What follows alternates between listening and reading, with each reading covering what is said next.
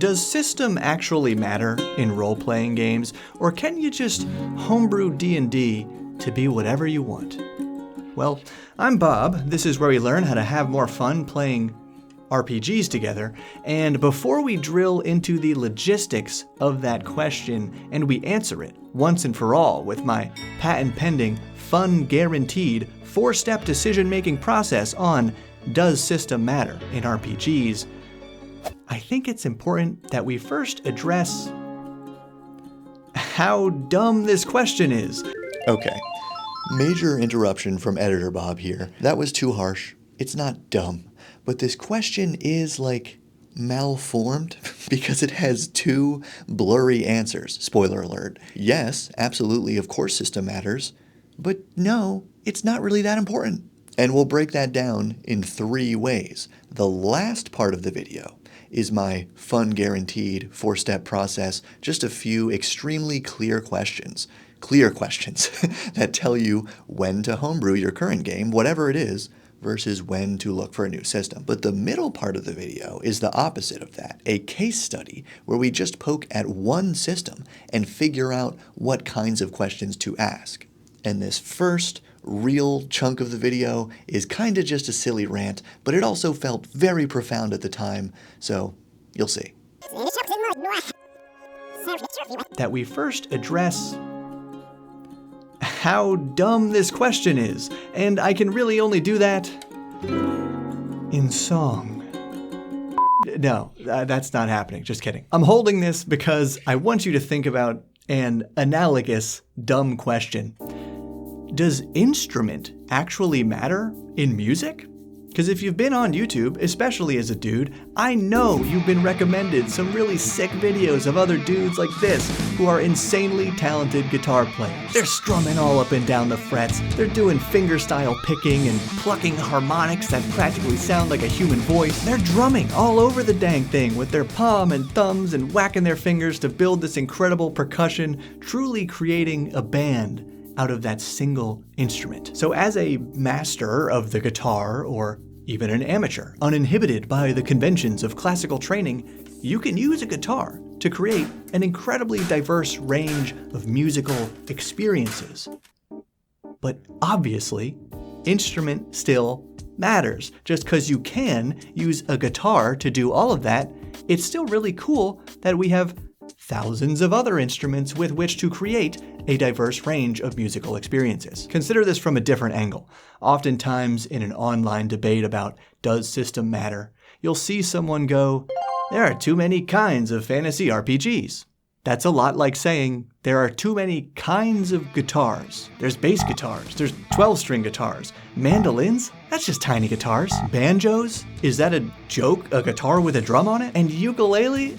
That's so boring. How can you even play with only 4 strings? Wait, and there's different size ukuleles? Like a bigger ukulele? Why wouldn't you just play guitar? And don't get me started on the fact that each one of these instruments has an acoustic version and an electric version. In other words, while guitar masters and amateurs alike can and should homebrew their guitar into oblivion if they're having fun, at some point, the homebrewer will cross a line where it might be easier to reach a certain sound by picking up a ukulele or even a drum. And precisely the same is true for role-playing games. Now, since you're probably like washing dishes or something, let me be absolutely clear about this metaphor. D&D is the guitar, and I'd love to hear your comments on what instrument is Pathfinder or Shadow Dark, and later we're going to talk about the double neck electric guitar of RPGs. But I really believe this analogy, because whether you're new to D&D or highly skilled, you can play it many, many different ways to create an incredibly diverse range of role-playing game experiences without ever trying another RPG. I know this because, as you may have heard me say before, my first TTRPG group, we had this 5th edition player's handbook, but we didn't really use it. We were brand new, homebrewing our own classes, ancestry, spells, magic items, everything. We each printed off character sheets from different editions of D&D because we just didn't know. For the sake of our analogy, we were those amateur guitarists, highly experimental because we were uninhibited by the conventions of classical training. And guess what? Our music might have sounded like absolute garbage to anyone else, but we loved it. That first campaign was the game that got me hooked on D&D before I ever learned how it was supposed to be played. Now, maybe ironically, this experimental approach to RPGs led me to believe for a long time that I don't need any other instruments. I was not one, but I felt like one of those guitar virtuosos. Why bother with another game when I can make this one do anything? Literally, I distinctly remember picking up the Dungeon Crawl Classics core rules at a bookstore about a year or two into playing D&D when I flipped it open to see strength, agility, stamina, intelligence. This is like what we're already doing, so why would I spend money on this? Okay, enough of that. But as any musician would probably tell you, learning just the basic rules of another instrument builds your repertoire and may inspire you in totally new ways, even if that just means applying those new ideas to your original instrument of choice. With RPGs, I learned that the hard way about 5 years later when I actually dug into DCC, and I kind of regretted not buying it 5 years prior because it turned out, yeah, DCC is closer than 5e to the kind of game experience that my friends and I were trying to create. We thoroughly enjoyed everything we did, but I can't help but wonder how much more fun we all might have had if I had just been a little more open to learning about this other game. By the way, DCC is not the double neck electric guitar of RPGs. That's what this next whole chunk of the video is about. I'd say DCC is more like the Peter Frampton electric guitar vocoder thing. Okay, now we're shifting gears from the anecdotal and hypothetical into the logistical and applicable answers to how and when does system matter for you. And we're going to start with a little case study of an upcoming D20-based RPG which you are statistically likely to be interested in or unsure about, according to a poll of several thousand viewers that I ran a couple months ago. Superhero TTRPGs, like comic book style. What do you think? I'm obviously a fantasy guy, but I'm curious what other TTRPG genres are the most popular around here. 52% said yay, 23% nay, 25% IDK. But before we go any further and I tell you what the game is, I must clarify two things. One, the creators graciously agreed to let me poke at this system and ask if it matters. In fact, part of the game's pitch, which I'll tell you in a second, is what inspired this whole video, and they were excited about it.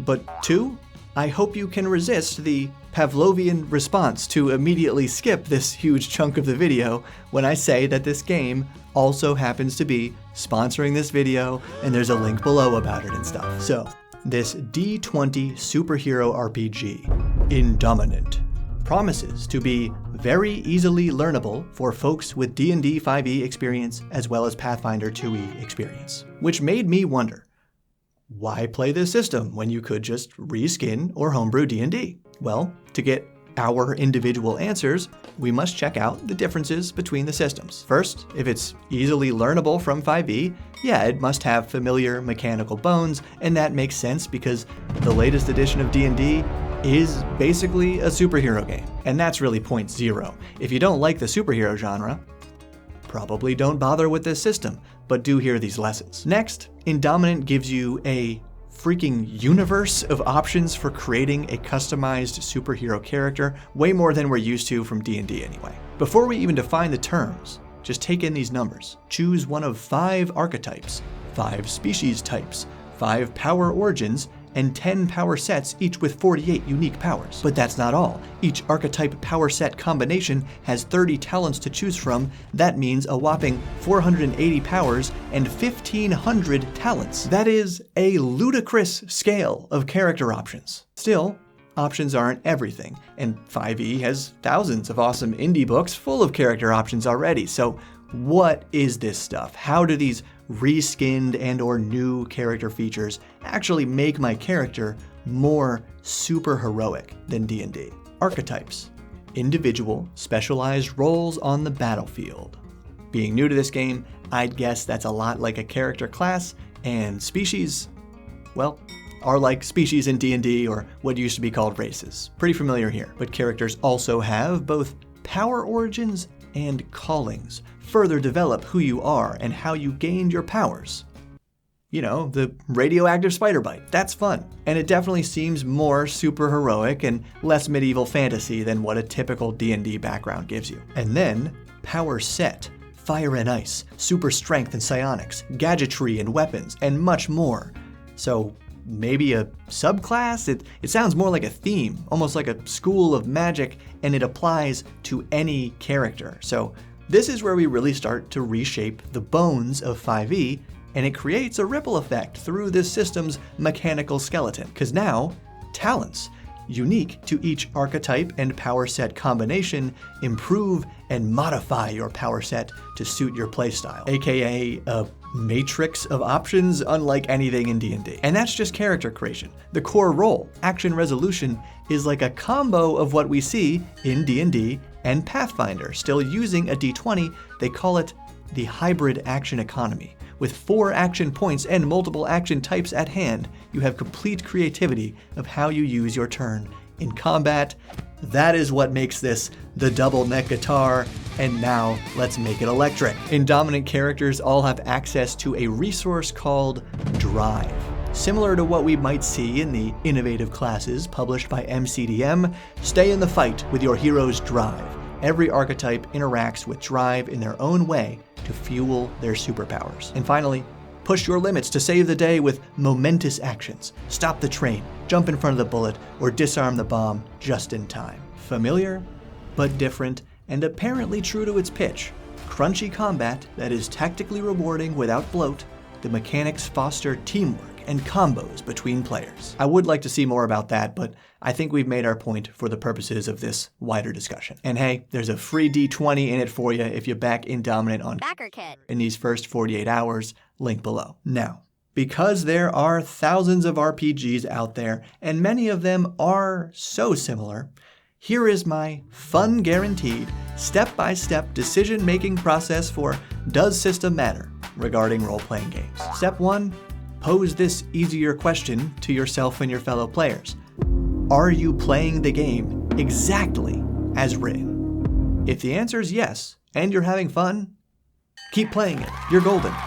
But if you're like most people, and the answer is no, as in you're playing exactly as written, but not as fun as you like, or you're already homebrewing in some small or big way to make the game more fun for you and your group, then step 2. Have you tried homebrewing by ignoring or removing part of the game? Yes, you're cutting a rule or 5, and it's more fun. Just keep playing. For the record, this is exactly how every group I've played 5e with plays 5e. Best example, for a couple years now, my home group has barely thought about movement speed or opportunity attacks because it's just more fun for us that way, and we're good. But the other result? No, you're not cutting a rule, or you tried, but it still wasn't fun. So, step 3. Have you tried homebrewing by adding a part to the game? Yes, and it's fun. Keep playing that way. My group adds things like hero coins and critical sweeping damage to 5e because we like it. Alternatively, no, you're not adding a rule, or you tried, but it still wasn't fun. So, step 4. Have you just tried changing that unfun part of the game? Yes, and it worked. Huzzah! Or no, you're not into changing stuff, or you tried it, but it still wasn't fun. So now, we must diagnose the unfun. First, assuming you're homebrewing at least a little, ask this. Were your own changes fun, but too hard to keep track of during the game, or maybe so numerous that it was hard to introduce a new player to your group even though they were already familiar with the system as written? Or do you keep bumping into things where existing character or monster features are made less fun by your homebrew, or you're just homebrewing to play a different genre and it's still not quite scratching that itch? If any of that's the case, or if you're just not into changing stuff yourself, then yeah, it's time to do some Googling for an RPG system which by default has changed the parts of the game that you're trying to change. For me, the movement and distant changes that my group makes in 5e are already the default in Shadowdark.